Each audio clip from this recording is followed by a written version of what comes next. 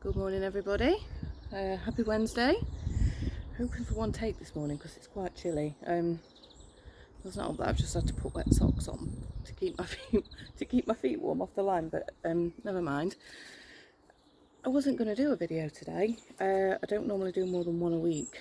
And my plan actually was to sit out here quite quietly this morning and just have a bit of a chill. I've got clients on site today, which I'm a little bit nervous about, and I was going to try and gather my thoughts and just get ready for the day. But something happened yesterday. Sorry, it's a little bit breezy, and you're probably picking up on the mic. Something happened yesterday. It wasn't a significant thing, but it actually made me want to do a video. And if you have seen these before, you know that I don't normally have an agenda. Don't really come out and talk about anything in particular. I just talk whatever shit. Sorry, Mum. It comes into my mind around whatever's going on that day. But yeah, I wanted to talk about Sertraline and mental health and the whole Sertraline thing. So I'm just going to drop to my shoulders just so that I can get comfy before I start too much. So yeah, I shared a story on Instagram yesterday. Actually, just reshared a story from an OCD page about Sertraline. The post was like a box of Sertraline, and it was like, people will never know that this medication saved my life, basically.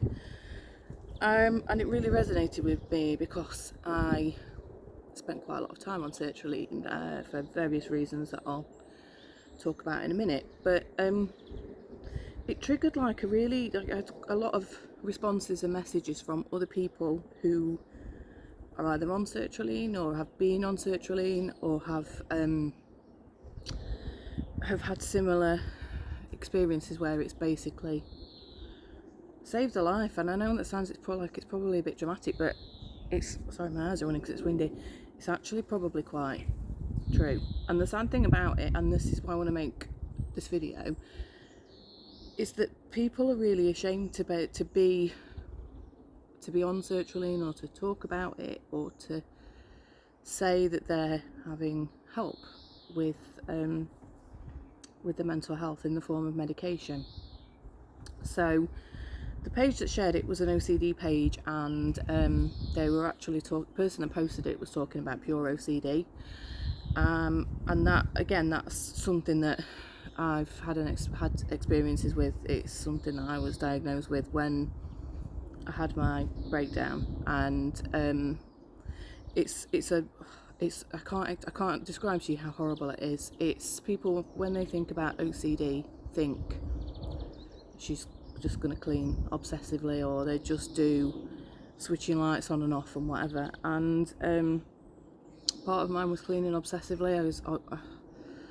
I must have spent hundreds and hundreds of pounds on cleaning products. I scrubbed the house every single day while people were out. I used to lose my mind with Chris and the kids when they came in, if they touched anything that I cleaned, if they messed up anything, and then I'd go back to cleaning again. People thought it was quite funny at the time because I don't clean. I hate cleaning. If you ever come to our house, you'll know that actually it's a sign that I'm actually quite a lot better now, because it's a tip. And I hate cleaning. But at the time, I think people thought it was quite funny, and I didn't really understand what was going on. And then the other stuff kind of came to light. So there's then the obsessive behaviour. Again, if you've known me for a long time, I have a real thing about notebooks. It sounds ridiculous, but I have this mass compulsion to buy notebooks constantly. But I don't write in half of them. I don't even write in 10% of them. They just sit on shelves in the dining room in my office. And I can't explain to you how that works. It's like if I see one that I like, my head and my brain screams and screams at me until, I end up with it. That's not the worst thing in the world, and that little bit of me is still around, and I can live with that. It's fine. The worst part was the intrusive thoughts, and this is why I ended up on sertraline. So pure OCD is really, really nasty. It makes you think that you've done things that you haven't done because you have an intrusive thought and you can't work out if it's real or not, and it makes you think that you might do something awful. I used to have compulsive intrusive thoughts about throwing myself in front of a bus quite regularly. You know, and I think, I mean, sometimes it'd take me ages to fathom out from an intrusive thought if I'd done it or not. And the worst, not the worst one, but there were some really horrific ones that I would never talk about. But one that I can talk to you about and give you an example of is Chris and I were running Sheffield Half Marathon, and I love Sheffield Half. Oh, the sun's coming out. This is so nice. It's probably my favourite half marathon. You get loads of people out, you get kids giving you high fives, you get people with jelly babies and stuff, and I'm just there for the jelly babies basically. But there was a lady at the top of the hill, and she had a tub of vegan jelly babies, and they were signed, like, labelled up vegan jelly babies, and I've got absolutely nothing against vegans. My husband was a vegan for quite some time. I've got no issue with vegans, so, you know, but I had this really strange intrusive thought that I'd literally run up to her, and she got this tub in both hands, and I'd hit the tub from the bottom, and they'd gone everywhere because for some reason I didn't like the vegan jelly babies. And I must have run about 2 miles after that, trying to check with myself that I hadn't actually done it, that it was an intrusive thought and it wasn't a real thing. Now that's just kind of a one where you know, nothing happens, no harm comes to you. But the other ones were really bad, and at times there was literally no way to stop them, to the point where those intrusive thoughts about throwing myself under a bus became like, actually, is this the only way to make it stop? And it was only because I spoke to my husband about basically thinking about that kind of stuff that we ended up at the doctor's, and they gave me the sertraline. And I was a bit reluctant at first because it was like, I should be able to manage this on my own. I should be able to do this without drugs, without medication. But I took them, and they were amazing. And I was talking to someone about this on Messenger yesterday after I'd shared the post. They essentially stopped me from feeling anything for months, maybe the best part of a year, whilst I got better, whilst I understood the conditions, the anxiety, the generalised anxiety disorder, and the OCD.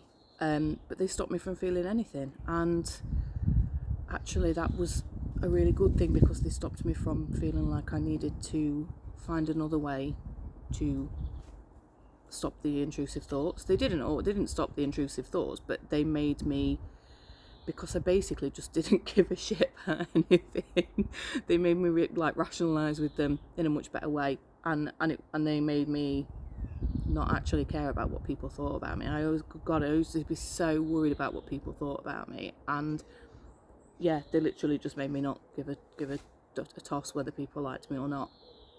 And essentially that's what they do. And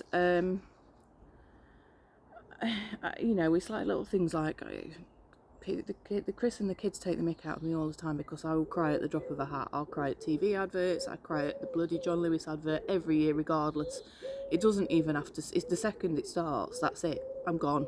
And probably for about 8 months I didn't cry. I don't remember crying at all because they just switched everything off. But it was the best thing that they could have done, and I've been very lucky to be able to come off them. A lot of that is with the cold water and being able to sit in this and get my kicks elsewhere and like get that stress out of my body by sitting in the barrel. But I would go back on them in a heartbeat if I thought that I needed to. And I get so frustrated that it's, if you're on meds if you're on like things to, you know, for your blood pressure or whatever, it's just such a normal conversation. And I always remember was an awful experience actually. I'd just gone back. I'd gone back to work. It was my first week back at work after I'd been off sick and away from people for probably about 4 weeks or something. It had been really tough going back to work. Walking back in the door was awful. I was lucky that a friend met me in the car park on the first day and walked in with me. But that week I went out for coffee with a senior person that I worked with. I always like to be a they them type of person, because it's just easier then to just not really, say anything about people in particular. And we went out for coffee and had a chat about going back to work and that kind of thing. And on the way back I sat in the front and I had my handbag in the footwell of the car, and in my handbag was my Sertraline and the beta blockers that I were taking at the time, basically to slow my heart rate when I got nervous so that I could speak in front of people. I mean, good God, I went back to work and I had to do a presentation to a person in the business to try and establish whether I was well enough and okay enough to continue doing my job. And that's what the beta blockers were for, because I couldn't walk in that room without them, because my heart rate would go through the roof, I'd lose the ability to speak, everything would just go to shit basically. And I had them in the front pocket of my handbag, and it was like a press stud pocket. It wasn't a zip pocket, and they must have fallen out as I picked my bag up to get out of the car. I didn't realise. The first thing that I knew was I got a little call on my desk phone from someone else in the business, not the person that I'd been in the car with, asking if I could go down and see them. And they had my medication on the desk, and they very politely said, I think this fell out of the car that you've just been in. The person whose car it was gave them to me because they didn't know what to say or how to give them back to you. And that made me really, I think that was probably one of the big catalysts for me thinking that I had to do something different, because I mean, God, at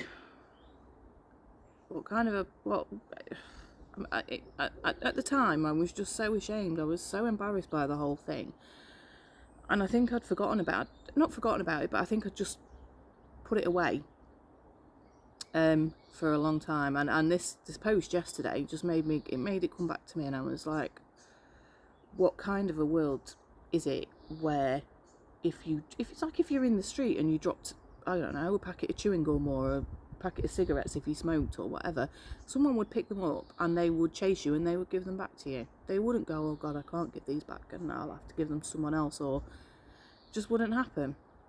So I don't,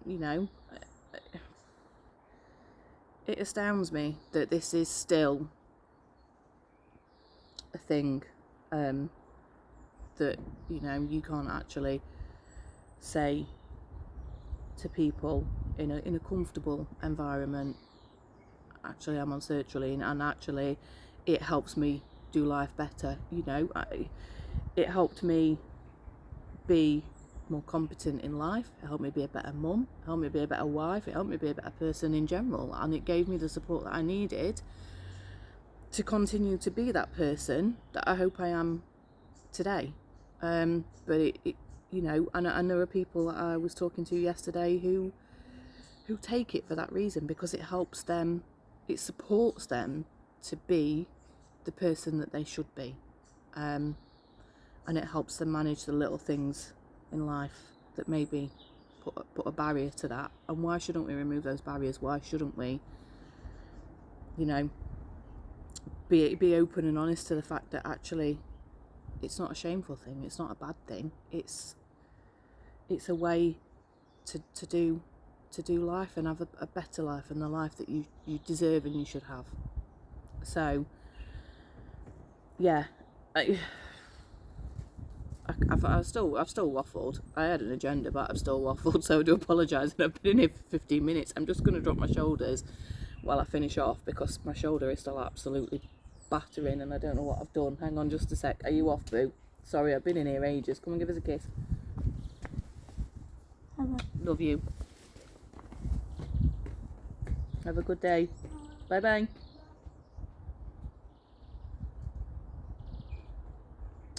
And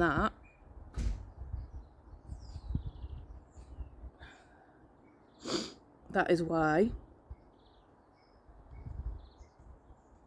sometimes we take the meds, sometimes we take the help, because why would you want to be anything but the best that you can be for the little people that you've got around you? There's just no reason, is there? You just do it. So I'm going to have a very quick drop of the shoulders. I'm going to thank you for listening. I'm not going to apologise for how long I've talked today or for anything that I've said, because sometimes it needs to be said. I actually was going to move over to my YouTube channel today because I've been really good and I've set one up. But do you know what? No, I'm going to put this on Facebook, and I hope that people take the time to listen. And if you don't, then I've done 16 minutes of chatting, so I completely understand. Yeah, we will be back later in the week with the usual crap that I talk, but for today I'm going to sign off. I'm going to wish you all a great day and thank you for listening. Bye bye.